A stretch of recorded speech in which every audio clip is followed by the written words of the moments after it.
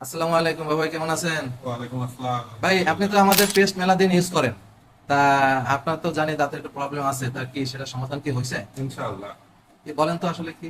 শুধু একটা টিউমার হয়েছিল দাঁতের উপরে, এখানে প্রেশার লেগে ঠিক মাড়িতে আমি রুট ক্যানাল করেছিলাম, তা দাঁতটা ছোট হয়ে গেছিল।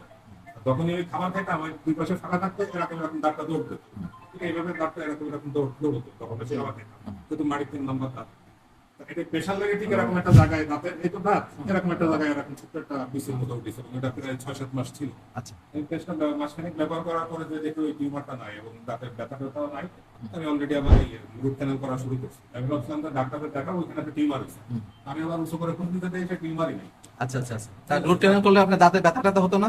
না, ব্যথার ওষুধও খাওয়া লাগেনি, পেস্টটা ব্যবহার করার পরে। ডাক্তার কি দাঁতের ব্যথার ওষুধ দেখছিল? হ্যাঁ, দাঁতের ব্যথার ওষুধ দিচ্ছে না, অ্যাডোরা 514টা ব্যথার ওষুধ, সাথে অন্যান্য ওষুধ। হ্যাঁ, তা সেই ব্যথার ওষুধ ব্যথার খাওয়া লাগে না? একটাও খাওয়া লাগেনি। এই যে পেস্টের গুণে, পেস্টের গুণে আশা করি পেস্টের গুণে, ঠিক আছে। পেস্টের গুণে আপনার রুট ক্যানালে দাঁতের ব্যথা হয়নি, এই তো?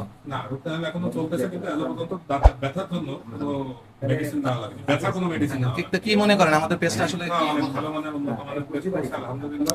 হ্যাঁ, তাহলে আপনি কাজ করেন, ওই ডাক্তার সাহেবকে আমাদের পেস্টের ব্যাপারে একটু বলবেন। অবশ্যই। ঠিক আছে, থ্যাংক ইউ।